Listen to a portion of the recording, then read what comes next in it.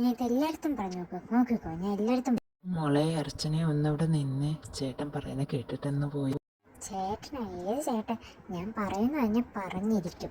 Okay ശരി, നീ പറഞ്ഞോ, ഞങ്ങൾക്ക് പ്രശ്നമൊന്നുമില്ല. പക്ഷെ നീ ഒരു കാര്യം കഴിക്കണം, നിന്റെയും ഫെലിയുടെയും കാര്യം വീട്ടിലറിഞ്ഞ അതോടെ നിന്റെ കഥ തീരും.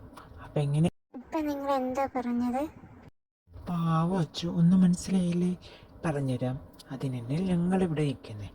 അതായത് നിന്റെയും ഫെലിയുടെയും കാര്യം നൈസായിട്ട് നിന്റെ വീട്ടിലറിയിക്കും. അപ്പം പോടാ പട്ടി, this is too much. Two മച്ചോ 3 മച്ചോ അതൊക്കെ ഇവിടേക്ക് കാര്യം. ഇപ്പം എങ്ങനെയാണ് പറയട്ടെ, എങ്ങനെയാ പറയണോ അതോ വേണ്ടേ?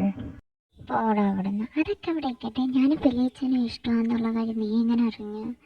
അങ്ങനെ ആർക്കും അറിയത്തില്ല, എനിക്ക് അവൾമാർക്കും അറിയുന്ന കാര്യമാണല്ലോ. വേസ്റ്റ് എടി പൊട്ടിക്കളി, അതൊരു പരസ്യമായ രഹസ്യമാടി, എല്ലാവർക്കും അറിയാം. നീ വന്നപ്പം തന്നെ ഫിലിസായിൻ്റെ പുറയിലാണുള്ള കാര്യം. അതുമാത്രമല്ല, ഫിലിസായി നിൻ്റെ അടുത്ത് ഇഷ്ടമെന്ന് പറഞ്ഞ് എവിടെ വെച്ചാണ് മോളൊന്ന് ആലോചിച്ച് നോക്കി. അത് പിന്നെ നമ്മുടെ ക്ലാസ്സിൽ വെച്ചല്ലേ? ആണോ? അവിടെ വെച്ച്